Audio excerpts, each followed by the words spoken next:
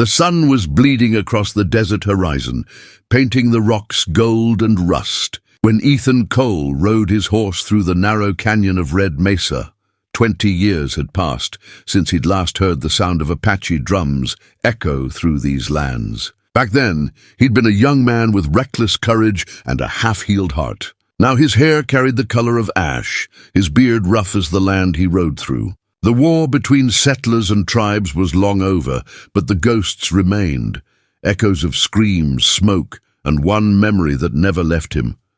The night he saved a girl from the fire.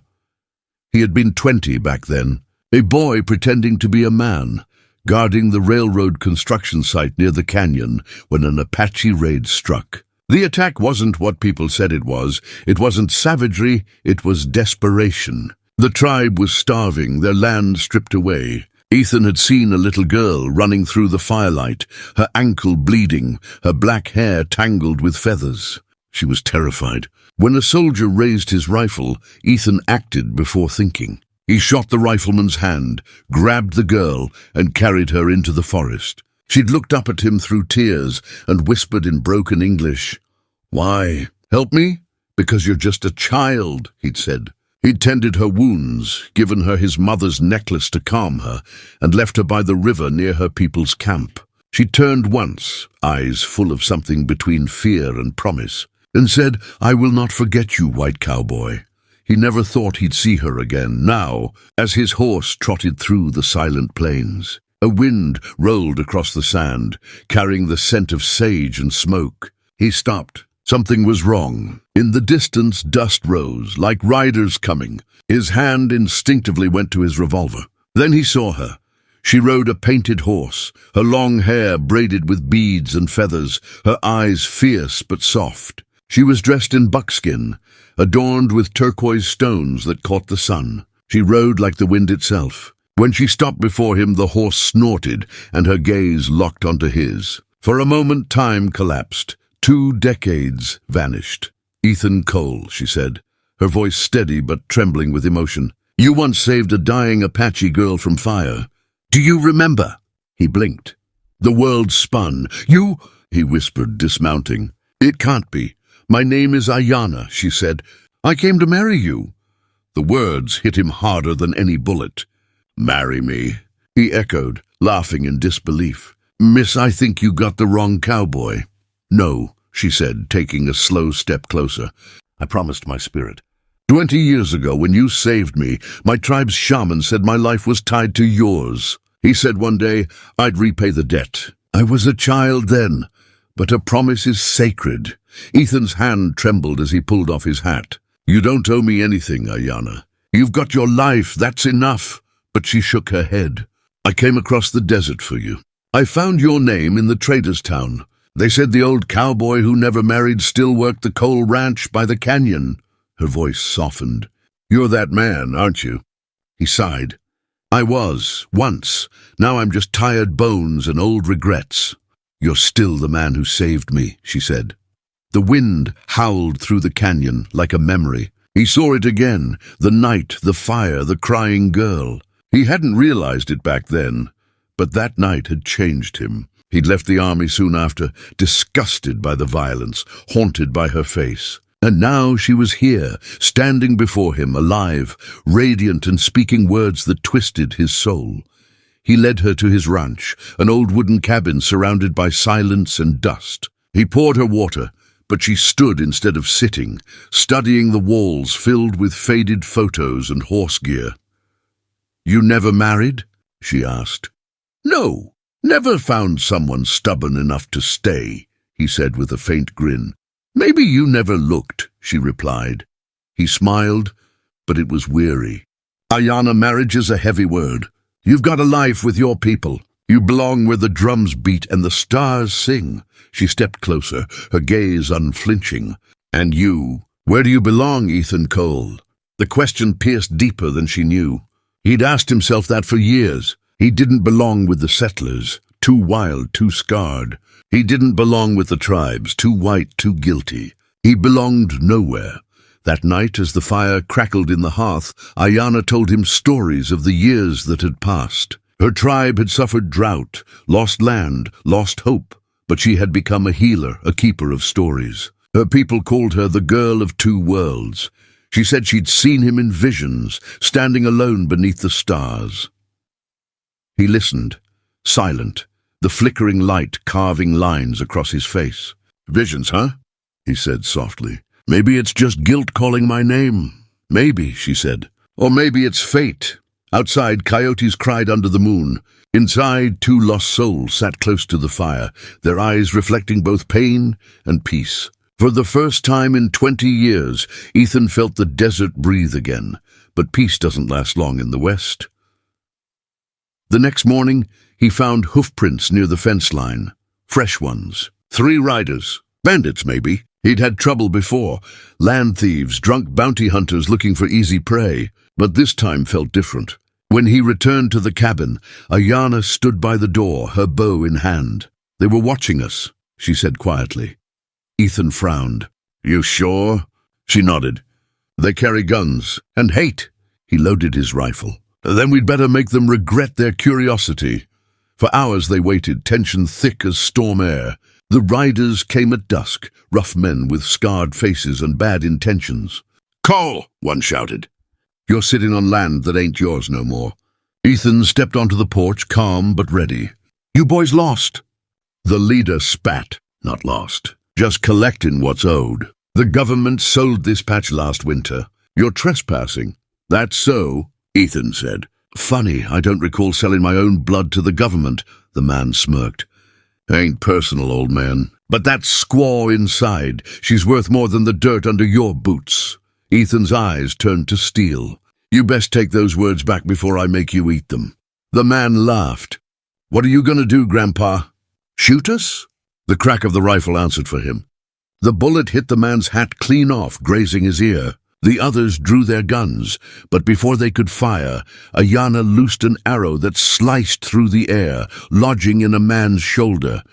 Chaos exploded. Horses reared, bullets sparked against wood, and the air filled with dust and fury. Ethan dove behind the porch rail, firing with deadly precision.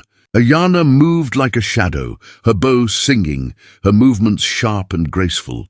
When the dust settled, the bandits fled, leaving their wounded behind. Ethan breathed heavily, sweat dripping down his face. He looked at Ayanna, who stood tall, eyes burning with quiet fire. "You fight like you were born to," he said. "I was born to survive," she replied. That night, they buried the bodies far from the ranch. The fire crackled again, the same as before, but something had changed between them. The silence was heavy, not with fear, but with unspoken truth. "Why'd you really come back?" he asked finally. "Was it just a promise?" She met his gaze. "No, it was a calling. The spirits told me your heart had forgotten how to love. They said if I didn't come, it would turn to dust like the desert."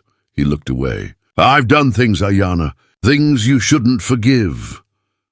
"Then let me teach you how," she said gently. He felt the ache in his chest, the weight of years pressing down. Her presence stirred something long buried, hope. As the fire burned low, she reached into her pouch and pulled out a necklace, the same one he'd given her as a child. "You said it was your mother's. I've kept it all these years." He stared, speechless.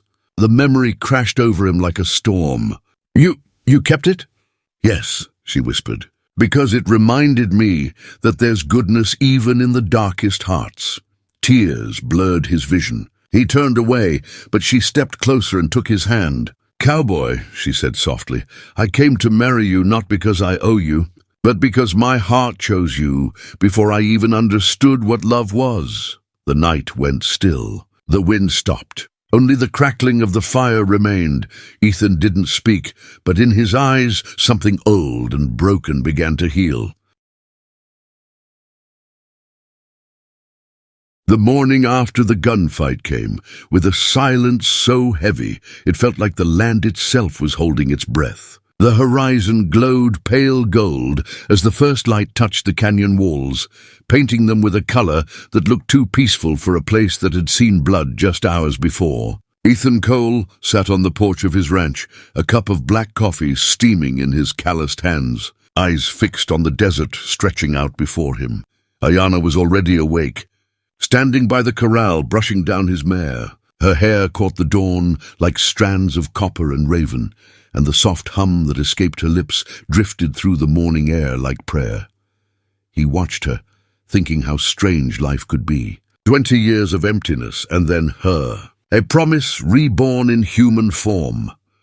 When she noticed him looking, she smiled, faint but sure. "You didn't sleep," he shook his head. "Didn't feel right sleeping after yesterday." "You fought well," she said. "Like a man who still remembers how to protect what's his." Ethan's gaze darkened. "I've protected a lot of things, Ayana, and lost most of them." She set the brush down and came closer, her moccasins barely making a sound on the dirt. "Maybe this time will be different." He wanted to believe her. But the West didn't give second chances easily. After breakfast, they buried the spent shells and patched the holes in the porch. Ayana worked beside him like she'd been born to that land, steady, silent, determined. When the wind picked up, she tied a red strip of cloth to the fence post, whispering something in Apache. "What's that for?" Ethan asked. "Protection," she said. "A prayer for peace, and a warning for enemies." He chuckled softly. "You really think prayers work out here?" She met his eyes. "Only if you believe they do." By midday, the heat came down like a hammer. They moved to the shade, and Ethan started cleaning his rifle. Ayana watched, then asked, "You still plan to stay here alone?" "This is my home," he said. "Or what's left of it?" "Home is where your spirit rests," she said gently, "not where your fears hide." He stopped cleaning, lowering the rifle. Her words cut deep. Maybe she was right. Maybe he'd turned this land into a graveyard of memories instead of a home. She reached into her pouch and handed him a small piece of carved bone shaped like a coyote. "For strength," she said. "My father used to wear one." Ethan took it, feeling its smooth edges. "Thank you." That evening, as the sun dipped low, the sky turned crimson, a blood-red hue that set the desert ablaze. Ayana stood at the edge of the ridge, eyes locked on the horizon. "The spirits speak tonight," she said. Ethan joined her. "And what are they saying?" "That danger still rides this way," she whispered. He frowned. "You mean those bandits?" "Not them. Something darker." Before he could answer, the wind shifted, carrying the faint echo of hooves. Ethan's instincts flared. He grabbed his rifle and moved to the barn. 3 horses appeared on the ridge, silhouettes against the red sky. He could tell by their formation. They were hunters. "Inside," he told Ayana. "Now," she didn't argue. Together, they doused the firelight and crouched by the window. The riders came closer, faces shadowed, movements deliberate. The leader dismounted, boots crunching on gravel. "Cole!" the voice called. "Heard you got yourself some company." Ethan recognized the drawl. It was Gus Marlowe, an old bounty hunter turned land shark. The man was poison wrapped in skin. "Can't a man get a day's peace?" Ethan muttered, stepping out onto the porch with his rifle aimed low but steady. "What brings you here, Gus?" Marlowe grinned, missing 2 teeth. "Word in town is you're sheltering an Apache girl. Pretty thing. The government's still paying good money for information about tribal scouts. Thought maybe we could do business." Ethan's jaw tightened. "You thought wrong." Marlowe's grin widened. "Don't play dumb, Cole. You know how this goes. Either you hand her over or I take her, and your land too." Ethan raised his rifle slightly. "You take 1 step closer, Gus, and I swear you'll be fertilizer for my corn patch." The other men shifted, hands on guns. For a second, the world froze. Just dust, sweat, and the sharp smell of gun oil. Then Ayana's voice broke the silence. "Ethan," she called softly from behind. "Let me speak." He turned sharply. "No, these ain't your kind of men." She stepped forward anyway, calm as a still river. Her eyes locked on Marlowe's. "You hunt for gold and blood," she said in Apache-accented English. "But neither will fill your soul." Marlowe spat. "Save your spirit talk, girl. You don't scare me." "You should be scared," she said quietly, "because the desert remembers every drop of blood spilled on it, and it always takes its debt back." For a moment, even the wind stopped. Marlowe's smirk faltered. He turned to his men. "Mount up. We'll come back tomorrow." The law'll be with us next time. Ethan watched them ride off, anger burning behind his calm. He won't quit. He's the kind who keeps biting till someone puts him down. Ayana placed a hand on his arm. Then we fight not with anger, but with truth. The spirits say his greed will bury him. Ethan sighed. I've learned not to wait for spirits to do my fighting. That night they stayed awake by the dying fire. Ayana hummed an old Apache melody, soft and haunting. Ethan listened, eyes lost in the flame. When she finished, he said, "You really believe we can fight fate?" She looked at him with eyes like the desert moon. "No, but we can ride beside it." Silence fell again, the kind that says more than words. Outside, the moon rose full and red, the blood moon.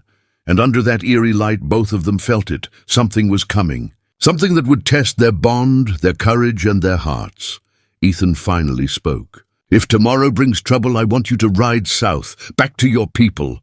Ayana's voice was steady. "If trouble comes, I'll ride beside you, not away." He tried to argue, but her eyes silenced him. She wasn't a frightened child anymore. She was a woman of strength and fire. And in that moment he realized he wasn't just protecting her.